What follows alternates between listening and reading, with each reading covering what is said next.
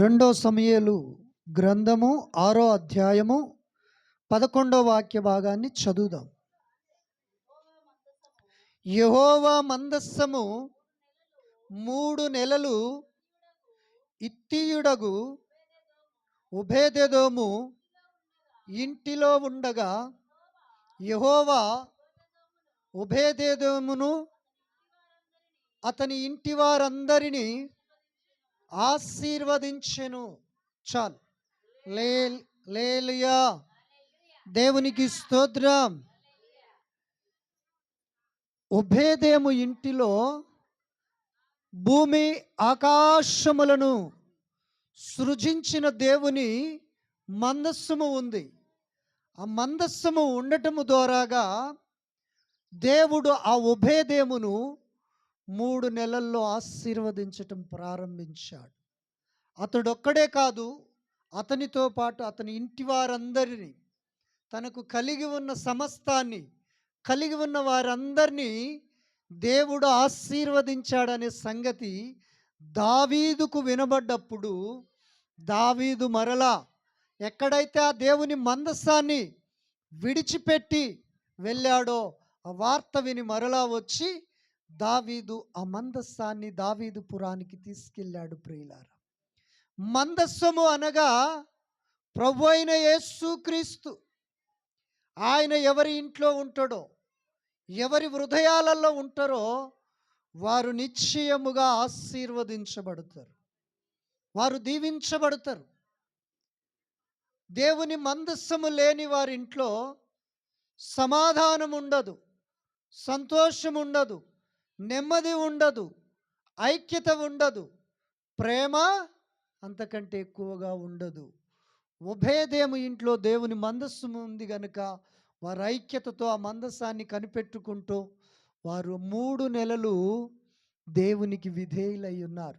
కొంతమందిని చూసినట్లయితే వారి యొక్క కుటుంబాలు గతించిన కొలది దరిద్రమే కనబడుతుంది, కానీ దీవెన ఆపడదు, కనిపించదు. ఈరోజు గ్లోరీ సిస్టర్ గురించి ఓ చక్కని మాట చెప్పొచ్చు. ప్రతి శుక్రవారము ఉపవాసం ఉంటుంది. ఖచ్చితంగా ఆమె ఫోన్లో ప్రార్థన చేయించుకుంటుంది. ప్రతి శుక్రవారం, కొన్నిసార్లు శుక్రవారం ఉపవాసాలుండి ప్రార్థన చేసినప్పుడు గ్యాస్ ప్రాబ్లం వచ్చేది, హెడేక్ వచ్చేది. అప్పుడు అందరూ ఆమెను అడ్డగించిన ఆ విషయములో తన సమర్పణను ఆమె కోల్పోలేదు. ప్రియులారా, నేను ప్రతి శుక్రవారము దేవునికి ఉపవాసం ఉండి ప్రార్థన చేస్తానని ఓ చక్కటి తీర్మానం తీసుకుంది. ఆ విధముగా ఈనాటికి కొనసాగుతూ ఉంటుంది.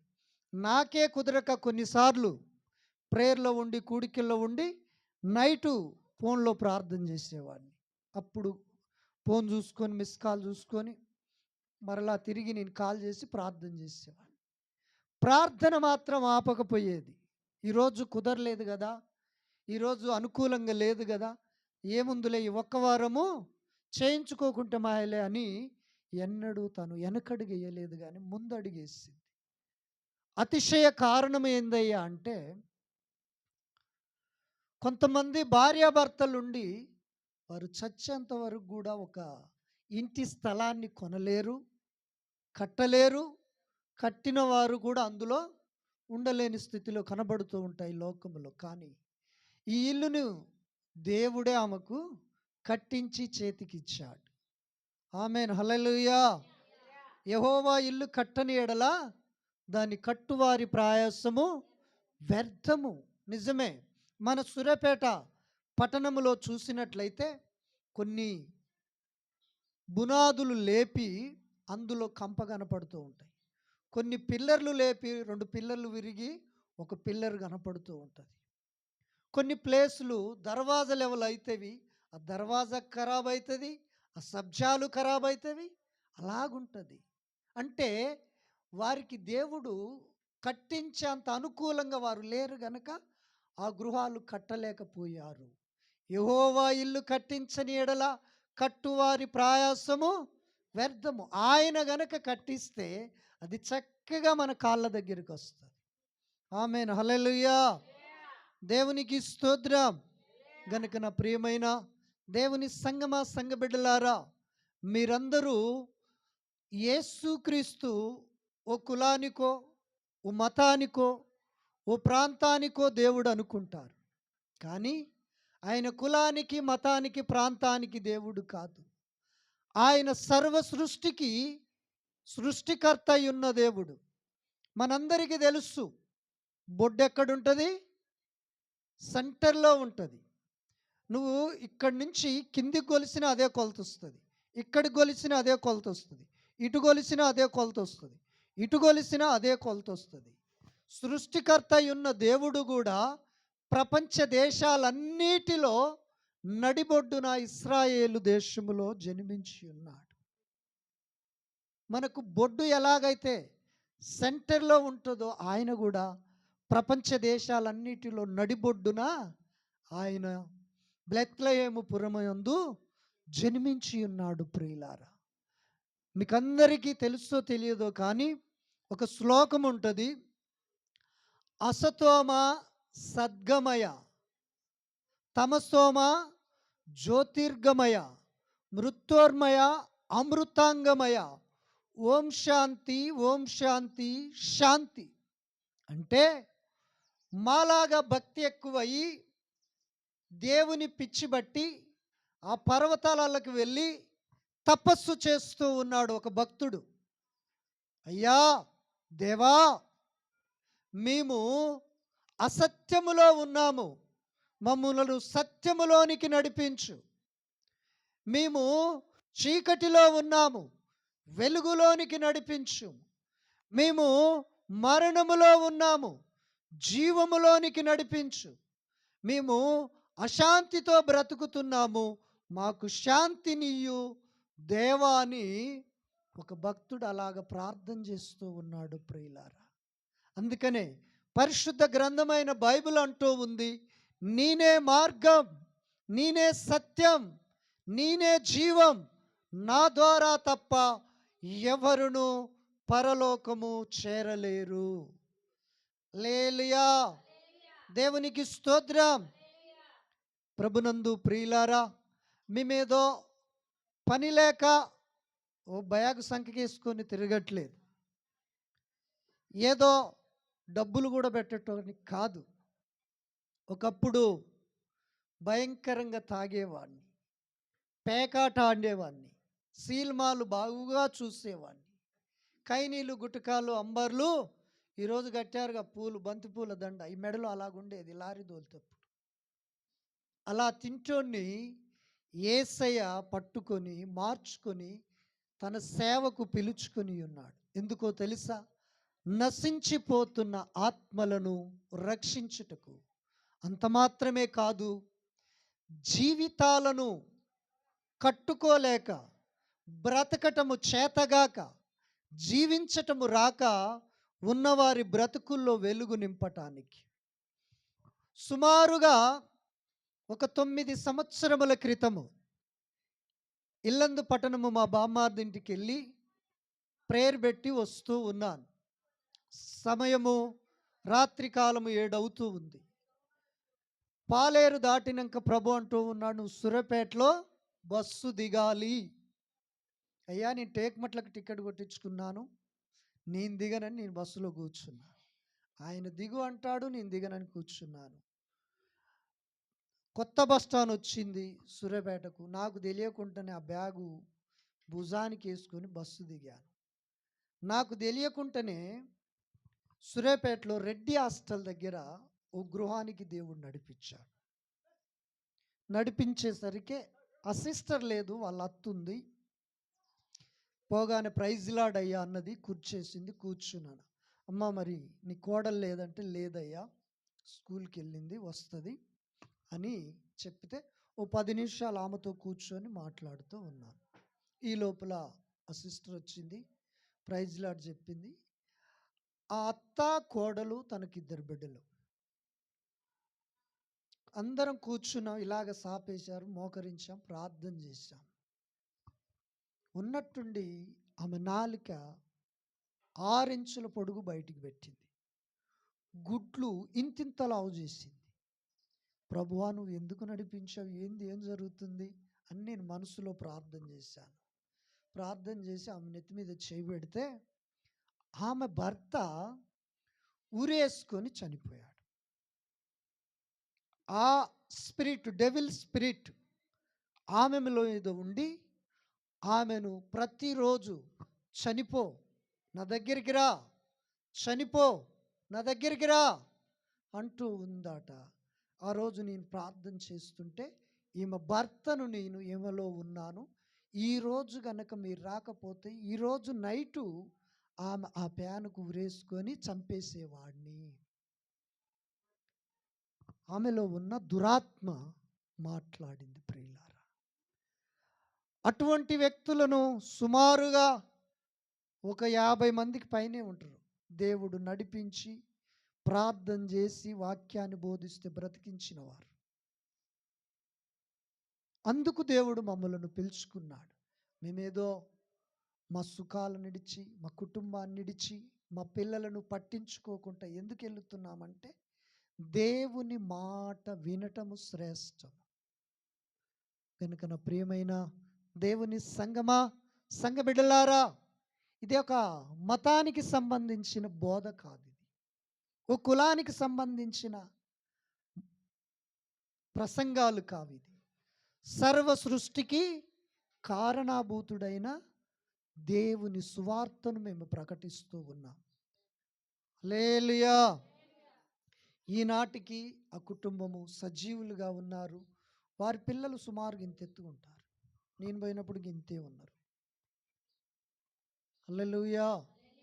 కనుక నా ప్రియమైన దేవుని సంగమా, సంఘ బిడ్డలారా, యేసుక్రీస్తు ప్రభు భూమి మీద అటువంటి పరిస్థితులలో ఉన్నవారిని, ఎంతోమందిని, మరణపు అంచుల్లో ఉన్నవారిని, మరణముతో కాపురము చేస్తున్న వారిని, మరణముతో సావాసము చేస్తున్న వారిని తప్పించి బ్రతికించి సజీవులుగా ఉంచాడు. ఆమేన్. హల్లెలూయా. దేవునికి స్తోత్రం.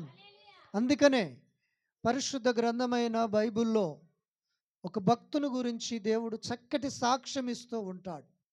ఆదికాండము 18వ అధ్యాయము 19వ వాక్యము. స్తోత్రం. ఆదికాండము 18, 19 వాక్య భాగం. ఎట్లనగా యెహోవా అబ్రహామును గూర్చి చెప్పినది అతనికి కలగచేయునట్లు తన తరువాత తన పిల్లలను, తన వింటివారును నీతి న్యాయములు జరిగించునట్లు యెహోవా మార్గమును గైకొనుటకు అతని వారికి ఆజ్ఞాపించినట్లు నేను అతన్ని ఎరిగి ఉన్నానెను. దేవునికి స్తోత్రం. సృష్టికర్త అయ్యున్న దేవుడు అబ్రహామును గురించి, అబ్రహాముకు పుట్టే పిల్లలను గురించి, ఆ తదనంతరము వారి మనవల్ల ముని మనవల్ల గురించి దేవుడు సాక్ష్యమిస్తూ ఉన్నాడు. హల్లెలూయా. అబ్రహాము తను నీతిగా బ్రతకటమే గాక, న్యాయంగా జీవించటమే గాక, తన పిల్లల్ని కూడా నాకు సాక్షులుగా జీవింపచేస్తాడని ఆ దేవాతి దేవుడు అబ్రహాము గురించి సాక్ష్యమిస్తూ ఉన్నాడు. ప్రియులారా, ఒక నిజ క్రైస్తవుడికి సాక్ష్యము అవసరమై ఉన్నది. సాక్ష్యము లేకపోతే దేవుని కృప రాదు. సాక్ష్యము లేకపోతే దేవుని ఆశీర్వాదము రాదు. హల్లెలూయా. సామవేదములో ఒక శ్లోకం ఉంటుంది. సర్వపాప పరిహరో రక్త ప్రోక్షణం మవశ్యం తదురక్తం పరమాత్మేన పుణ్యదాన బలియాగం. సామవేదములో ఈ శ్లోకము మనము చదువుకుంటాము కదా. చదువుకున్నప్పుడు 4 వేదాలు ఇస్తారు. అథర్వణ వేదం, ఋగ్వేదం, యజుర్వేదం, సామవేదం. ఆ వేదాలలో సామవేదములో ఈ శ్లోకం ఉంది. సర్వ పాప పరిహరో అంటే సర్వజనుల పాపము చేస్తూనే ఉన్నారు, పాపములో పుడుతూ ఉన్నారు, పాపములో పెరుగుతూ ఉన్నారు, పాపములో బ్రతుకుతూ ఉన్నారు, పాపములోనే మరణిస్తూ ఉన్నారు గనుక ఆ పాపము పోవాలి, పాపము కడగబడాలంటే పరమాత్ముడై ఉన్న దేవుడు ఆ పరలోక రాజ్యాన్ని విడిచి భూలోకానికి రావాలి. ఆయన నరుడిగా శరీరధారిగా మానవ రూపాన్ని ఎత్తి సర్వమానవాళి కోసము కలవరిగిరిలో గోల్గొత్తా కొండలో పాప ప్రాయచిత్తమైన యాగము చేస్తేనే ప్రతి మనుషునికి జన్మ పాపము నుండి, కర్మ పాపము నుండి విడుదల ఉంది. నువ్వు ఏ మత గ్రంథములోనికి వెళ్ళి ఏ మత గురువును అడిగినా ఒక మనిషి జన్మ పాపి, కర్మ పాపి. నువ్వు ఖురాన్లో వెళ్ళి ఖురాన్లో ఉన్న గురువుని అడిగితే ఆయన అదే చెప్తాడు. హిందూ గురువులను అడిగితే వారు అదే చెప్తారు. బైబిల్ని అడిగితే బైబిల్ అదే చెప్తూ ఉంది. ప్రతి మనుష్యుడు ఏ భేదము లేదు, అందరూ పాపము చేసి దేవుడు అనుగ్రహించు మహిమను, రక్షణను, నిత్య జీవమును పొందలేకపోతూ ఉన్నారు. అందుకే దేవాతి దేవుడు పరలోకమును విడిచి భూలోకానికి వచ్చి సర్వమానవాళిని పాపమును పరిహరించుటకు రక్తమును ప్రోక్షించి ఉన్నాడు. పాప పరిహార్థముగా ఆయనే సిలువలో బలి అయ్యి ప్రాయశ్చిత్తము చేశాడు. ప్రియులారా, యేసయ్యలో కామ క్రోధ లోమ మోహ మదమత్సరము లేని దేవుడు. దేవుడు అనే పదానికి నిర్వచనము కామముండకూడదు, క్రోధముండకూడదు, లోమముండకూడదు, మదమత్సరాలు లేకుండా ఉండేవాడే దేవుడు. నాలో కామముందా, నేను పరిశుద్ధుడను కాను. నాలో కామ క్రోధముందా, నేను పవిత్రుడను కాదు. లోమముందా, నేను పరలోకము చేరలేను.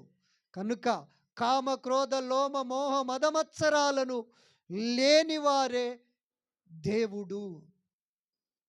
మనం ఆరాధిస్తున్న దేవుడు కామ క్రోమ లోద మోహ మదమత్సరాలను జయించిన జయశీలుడు. ప్రియులారా, ఈరోజు మనమందరము ధన్యులము. యేసుక్రీస్తుని కలిగి ఉన్నాము. పరిశుద్ధుడైన దేవుని ఆరాధిస్తూ ఉన్నాము. సృష్టికర్త అయిన దేవుణ్ణి కలిగి ఉన్నాము. ఆయన ప్రజల్ని ఎన్నడూ సిగ్గుపడనీయడు. నేను చిన్న మాటలు 2 చెప్పి నేను ముగిస్తాను. 2021 సంవత్సరము మే నెల ప్రపంచమంతా అట్టుడికి పోతూ ఉంది. మరణాపేక్షతో పిట్టలు రాలిపోయినట్టు రాలిపోతూ ఉన్నారు. ఆ టైంలో నాకు కరోనా వచ్చింది. అమ్మగారు ధైర్యము చేసి నన్ను తీసుకెళ్ళి కమల్ హాస్పిటల్లో 11 రోజులు ట్రీట్మెంట్ చేయించింది. హాస్పిటల్లో ఉండగానే ఆమెతో సాతాను మాట్లాడుతూ ఉంది. నువ్విక్కడ తప్పించుకున్నావు, ఇంటికి వెళ్ళినాక నీ సంగతి చూసుకుంటాను అని చెప్పింది. 12వ రోజు నైట్ 11 రోజులు ట్రీట్మెంట్ చేయించుకొని, చెప్పాలంటే చాలా పెద్దగా ఉంది, షార్ట్కట్లో చెప్తూ ఉన్నాను దేవుని కార్యం. 12వ రోజు ఇంటికి వచ్చాము. మధ్యరాత్రి 12 గంటల తర్వాతకి నా యొక్క ఊపిరి ఆగిపోవటము జరిగింది. నాలో ఉన్న ఆత్మ వెళ్ళిపోతూ ఉంది. అది అర్థమవుతూ ఉంది. నేను అనుకుంటున్నాను, నా కుటుంబము పని అయిపోయింది, సేవా పని ముగిసిపోయింది, ఇక నా పిల్లలు అనాథలైతారు, రోడ్డున పడతారని నాలో నేను అలాగ ఆలోచన చేస్తూ ఉన్నాను. పరిశుద్ధ గ్రంథమైన బైబిల్ సెలవిస్తూ ఉంది, ఒక్క దేవదూత 1,85,000 మందిని సంహరించగలదు. అప్పుడు దేవుడు తన దూతను పంపి ఎదురమ్మును ఒకసారి కొట్టించాడు, లేవలే. రెండోసారి కొట్టించాడు, లేవలే. మూడోసారి ఆ దూతకున్న బలము కొలది ఎదురమ్మును కొట్టినప్పుడు ఆ కరోనా ప్రభావానికి ఒంట్లో గడ్డ కట్టిన రక్తమంతా మరలా పలసబారి ఫ్రెష్ అయ్యి ప్రవహించటము జరిగింది. పైకి వెళ్ళిన ఆత్మను దేవుడు మరలా నాలోనికి అనుగ్రహించాడు. అప్పుడు నేను లేచి అమ్మా అని కూర్చొని దేవునికి కృతజ్ఞతాస్తుతులు చెల్లించాను. ఆమేన్, హల్లెలూయా. మన దేవుడు మృతులను సైతము సజీవులుగా చేసే దేవుడు. ఒకని ఆశీర్వాదము ఆవుషు ఆయన వశమై ఉన్నది. నీవు గనుక నీ కుటుంబాన్ని యేసయ్య చేతిలో పెడితే ఆయన నీ పిల్లలకు తోడుంటాడు, నీ భర్తకు నీ భార్యకు తోడుంటాడు. ఉభయదేము ఇంటిలో దేవుని మందస్సము ఉన్నప్పుడు ఎలాగైతే దీవించబడి ఉన్నాడో నీవు నేను దీవించబడతాం, ఆశీర్వదించబడతాం. తాత ముత్తాతల నుండి తాత తరాల నుండి కష్టపడుతున్నామే కానీ ఆశీర్వాదాన్ని చూడలేకపోతూ ఉన్నాం. కష్టపడి సంపాదిస్తున్నమే కానీ 1 ఎకరము కొనలేకపోతూ ఉన్నాం. కారణం దరిద్రము కుటుంబాలను ఏలుబడి చేస్తూ ఉంది. ఆ దరిద్రాన్ని తొలగించటానికి దేవుని మందస్సము అనగా మందస్సము ప్రభు అయిన యేసుక్రీస్తుకు సాదృశ్యముగా ఉంది. ఆ యేసయ్య ఒబేదేము ఇంట్లో ఉండగా ఒబేదేము ఇంటివారు తనకు కలిగిన సమస్తమును దేవుడు దీవించాడు. దూరాన సమీపాన ఈ శబ్దయంత్రము ద్వారాగా ఈ మాటలు వింటున్న నా ప్రియ సహోదరుడా సహోదరి, ఒకవేళ నువ్వు దీవించబడాలనుకుంటే, ఆశీర్వదించబడాలనుకుంటే, యేసయ్యా నా ఇంటిలోనికి రండి, నా గృహములోనికి రండి, నా హృదయములోనికి రండి, నీకు నేను స్థానం ఇస్తున్నానన్నట్లయితే ఆయన ఈ క్షణమే నీ ఇంటిలోనికి, నీ హృదయములోనికి, నీ గృహములోనికి యేసు ప్రభు రాబోతూ ఉన్నాడు. ఆయన వస్తే ఒబేదేము ఇల్లు ఆశీర్వదించబడినట్లు నీ ఇల్లు ఆశీర్వదించబడుతుంది. నన్ను కాపాడిన దేవుడు నిన్ను నీ పిల్లల్ని కాపాడుతాడు. నన్ను రక్షించిన దేవుడు నిన్ను నీ పిల్లల్ని రక్షిస్తాడు. తన జీవితంలో ఇక నేను ఇల్లు కొనలేను కట్టలేను అనుకుంది, కానీ దేవుడు అద్భుతమైన రీతిలో ఒక మలుపు తిప్పాడు. కట్టిన ఇల్లే కొనుక్కునేటట్లుగా మార్గాలన్నీ సరళము చేశాడు. ఆమేన్, హల్లెలూయా. దేవునికి స్తోత్రం. గనుక నా ప్రియమైన దేవుని బిడ్డ, నీ కోరిక, నీ ఆశ, నీ తలంపులు సమస్తమును తీరాలి, నెరవేరాలంటే నీ హృదయములో యేసు ఉండాలి, నీ ఇంట్లో యేసు ఉండాలి, నీ కుటుంబములో యేసు ఉంటే నువ్వు పెట్టిన అడుగెల్లా నేతిలో పడుతుంది. మొదట కొద్దిగా ఉన్నది, తుదకు మహాభివృద్ధి చెందుతావు. దేవుడు ఈ మాటలు మనందరికీ ఆశీర్వాదకరముగా నూతన గృహాన్ని కొనుక్కొని ప్రారంభించుకుంటున్న కుటుంబానికి నిండైన కృపాక్షేమములు దయచేయునుగాక. ఆమేన్.